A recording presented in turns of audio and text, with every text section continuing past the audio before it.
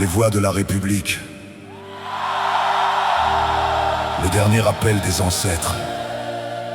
Introduction. Peuple haïtien, nous avons traversé les siècles ensemble. 1492, 1791, 1804, 1915, 2010, 2021. Des dates écrites dans le sang, les larmes, les révolutions, les trahisons, les catastrophes et les sacrifices. Mais derrière toutes ces dates, une seule question traverse encore l'histoire. Que fera le peuple haïtien de l'héritage laissé par ses ancêtres?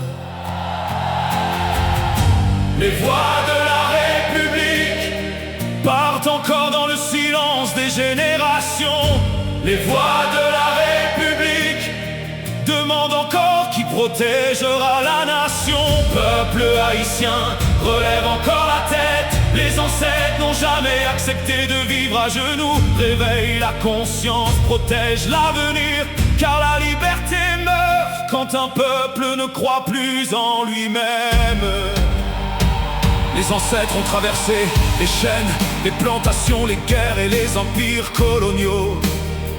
Ils ont défié les puissances du monde avertière. Ils ont proclamé une république que plusieurs considéraient impossible.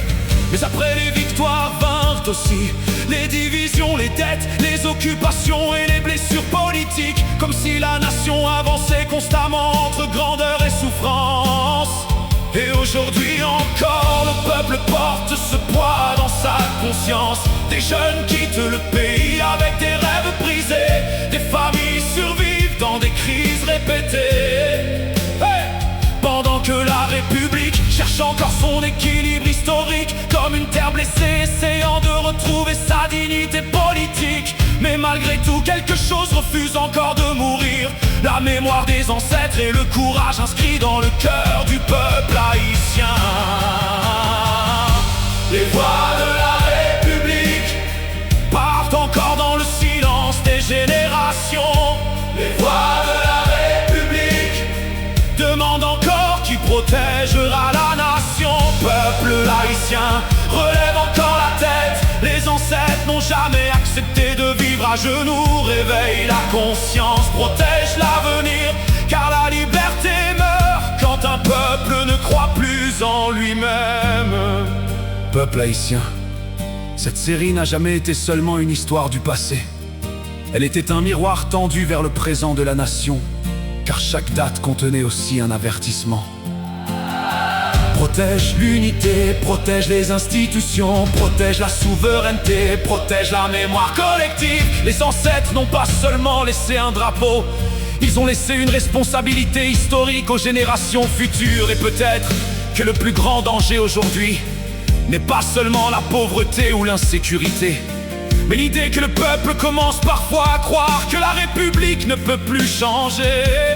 Or, l'histoire d'Haïti prouve exactement le contraire, car un peuple qui a vaincu l'esclavage et les empires possède encore la capacité de se relever à condition de retrouver la conscience, l'unité et le courage collectif. Les ancêtres gardent encore la nation, pas pour condamner le peuple, mais pour lui rappeler qu'aucune génération ne doit abandonner la République. Les voix de la République résonnent encore dans les rues du pays.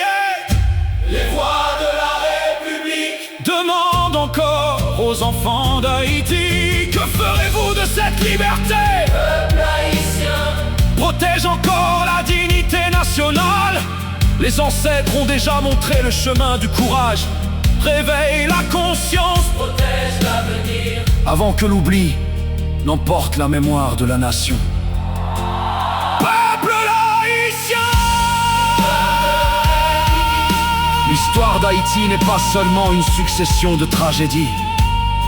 C'est aussi la preuve qu'un peuple peut survivre aux empires, aux occupations, aux dictatures, aux catastrophes et aux crises. Mais maintenant, la République attend une nouvelle génération. Une génération capable de reconstruire, d'unir, de protéger et de croire encore à l'avenir du pays. Car les ancêtres ont déjà gagné la bataille pour la liberté. La question aujourd'hui est: le peuple haïtien est-il prêt à gagner celle de la reconstruction nationale?